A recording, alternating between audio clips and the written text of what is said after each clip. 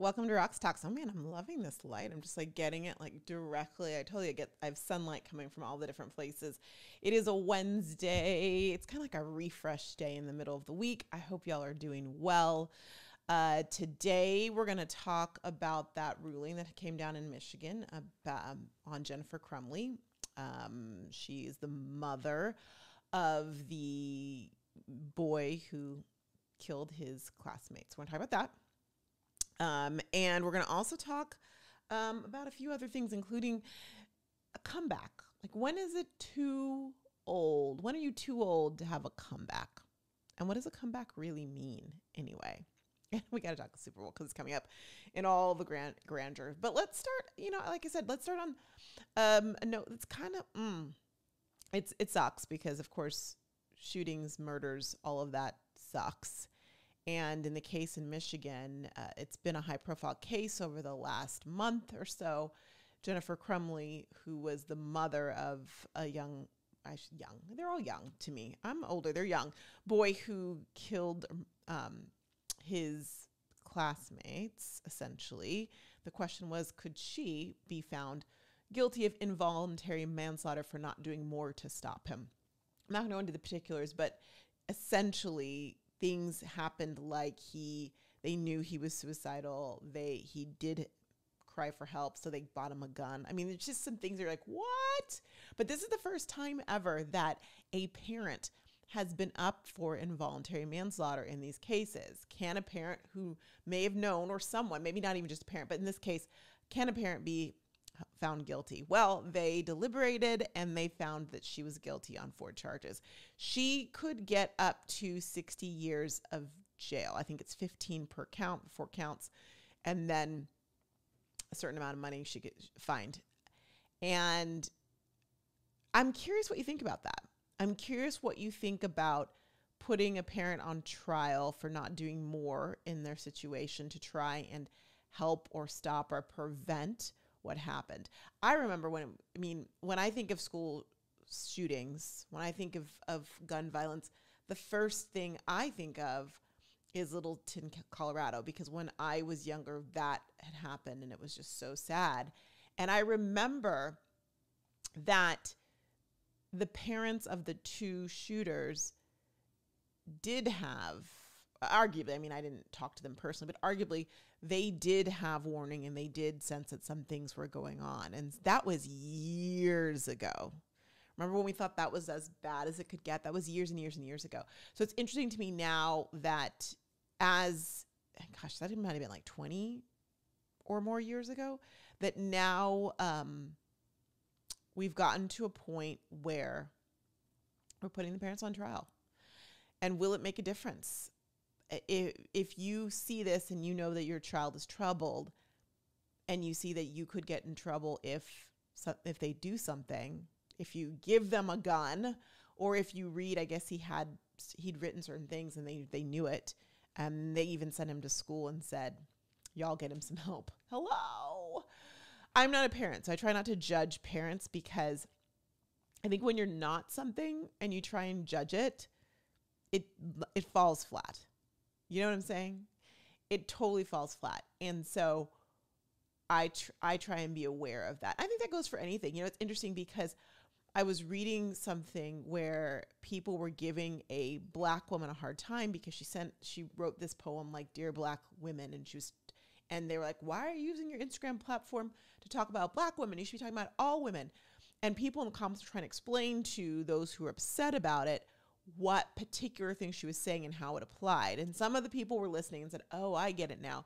And as I was reading it, because I am all over social media, but I am a lurker on certain things where I'm not necessarily going to put myself out all the time, but I'm going to read and see what are the comments. I'm here for the comments with popcorn. And I thought to myself, that's a moment in time where I don't know why people don't realize, wait a moment, I'm not that race. I'm not that gender. I'm not in that situation. So while I may have opinions on it, maybe I should take a step back and at least disclaim, hey, I am not you. So like I say, I'm not a parent, so I try not to judge. I do have opinions. We all have opinions, but I qualify those. And I don't know why. It's funny, as I'm talking about this, as a non-parent, I'm very sensitive to do that. And because parents are very sensitive, like, oh, don't have someone who's not a parent tell me how to be a mom. And yet that same level and standard is not applied when we talk about other things. When we talk about gender roles, or when we talk about race roles, people don't think, wait a moment, I might not know that exact experience because I've not been there. Maybe we should take that and go, wait a moment, okay, have I lived or walked that? I haven't. It doesn't mean that I can't learn and be sympathetic, maybe somewhat even empathetic. Maybe some people can get there, some others can't, but just be cognizant of the fact that the glasses you're wearing are such that you cannot see it as personally, which would change how you do things. So back to Jennifer Crumbley, I'm not a parent. I recognize that when I am sitting there on my fake jury right here going, what would I do? Well, I'm not a jury. I'm not her peer. So I'm cognizant of that. But I'm curious, for those of you who are parents, and even if you're not, I still want your opinion. What do you think about that? Do you think that parents should be held responsible for that? Interesting question. But you could also take it you also take it further too, right? When you think about like all of those things that have been going on, say on an airline, where the parent, there was that situation with that baseball player's wife who was pregnant, and she had maybe 3 kids with her. I'm making it like the story might be embellished at this point the way I'm telling it. But one child had spilled a bunch of popcorn, and the flight attendant made her pick it up, and people were like, that is horrible. And other people are like, well, you should pick up after your child.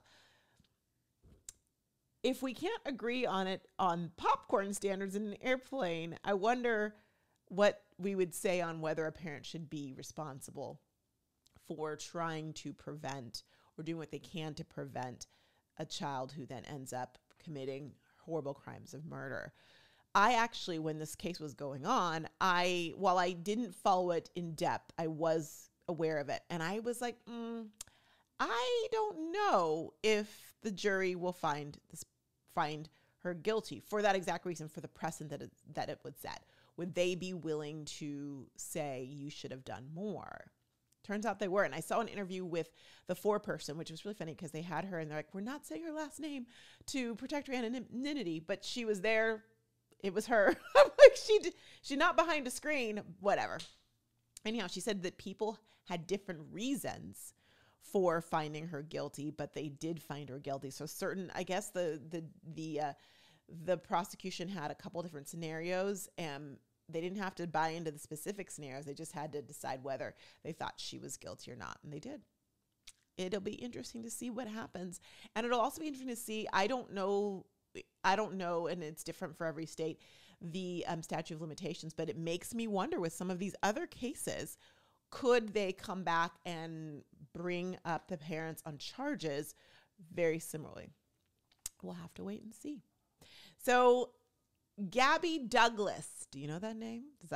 If you don't know me by now, you just need to know that I'm Olympics-aholic, and the Olympics are this year, and I can't wait. But one of the things that's been interesting about the Olympics this coming year, is that a lot of the gymnasts are coming back.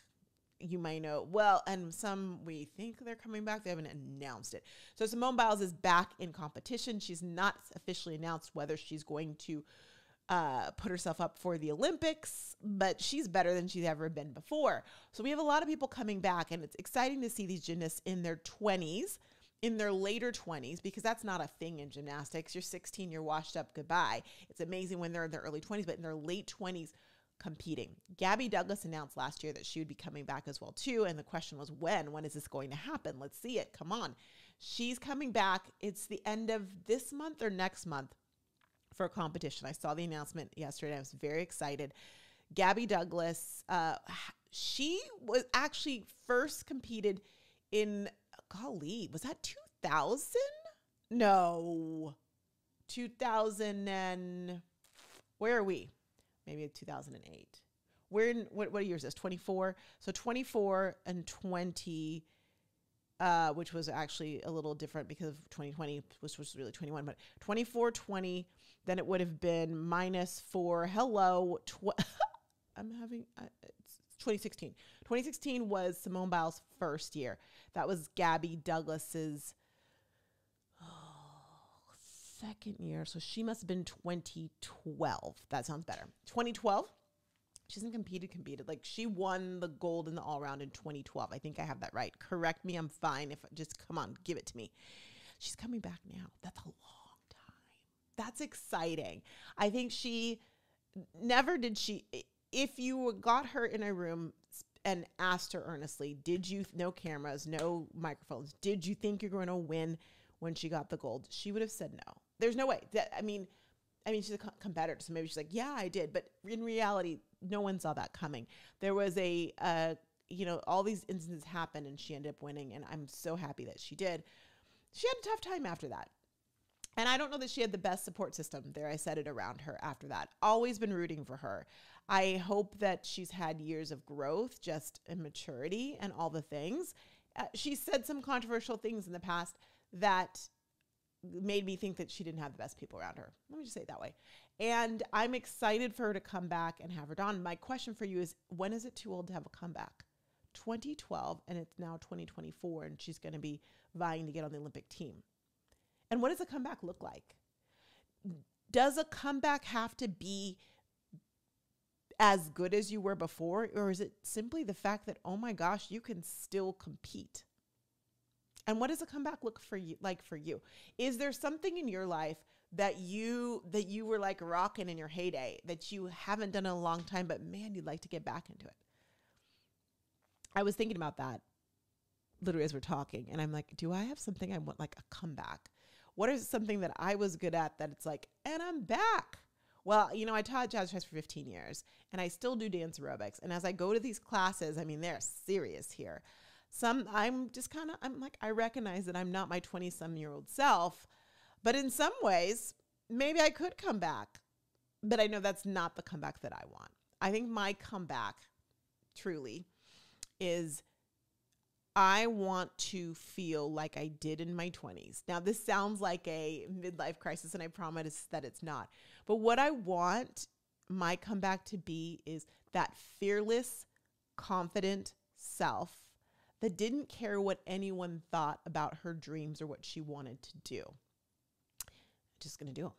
I knew what I wanted to do at the time, and while the things I want to do have changed, I would say it unabashedly. I said for years, like, I'm going to be a Supreme Court justice. I'm going to be the first Black female Supreme Court justice. And I didn't care if people thought it was crazy. I knew that's what I was going to do. I wasn't even worried about how I was going to get there. I knew that I was going to do what I was going to do.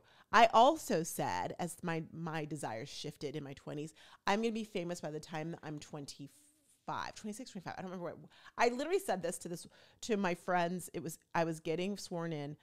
I'd passed the bar. I was getting sworn in as a lawyer, and I met my friend's mother, and she was like, "Oh," I'm like, "I'm going to be famous." But now, arguably, if you want to get technical, and you got to define fame, I did end up on The Apprentice and was on national TV and actually international TV by the time I was 25. So I think that counts. But that fearlessness, I want back. Where I knew, I'm like, okay, I'm on audition for this. I'm going to get it. I don't care if there's tens of hundreds of thousands of people. I'm the one. That is the comeback that I want, that confidence, because I know that confidence is what is going to skyrocket my impact in the world. And I am not too old for an impact, and neither are you. So I'm curious, what is your comeback? It doesn't have to be, I want to be able to stick the landing on a quadruple Sal, blah, blah, blah. I'm using all sorts of different I just think I put some Sal Cal would be ice skating. It's fine. I'm not saying that it has to be that, but it can be as impactful as that, because I know that with my comeback, I'm ready. It's happening right now. That confidence is going to have an impact as if I won the gold medal. It could be for you that maybe you were an artist. Maybe you love to sing and you want to get that back. Why the hell not? I say go for it. And I'll be cheering you on along the way. I appreciate you all so much for listening. I know you have a lot of things to do during the day. The fact that you even turn this on and listen to what I have to say is not only an honor, but it's also humbling. and I enjoy my time with you. Please continue to comment. Please subscribe, and I would love for you to share this with others you think you need to hear it. Maybe they need to hear it. Also, the Roxtalks newsletter did not happen yesterday. You did not miss it. Today, I think, is the day. We're doing a lot of packing. We're getting out, all the things we got to go. But I think today I'm at least going to scribble it out and get real clear on it. It's coming out this week, though. I've already said, Roxanne, it needs to come out before Monday. That's my requirement to myself. I appreciate you. I love you. I want you to go be great. Bye.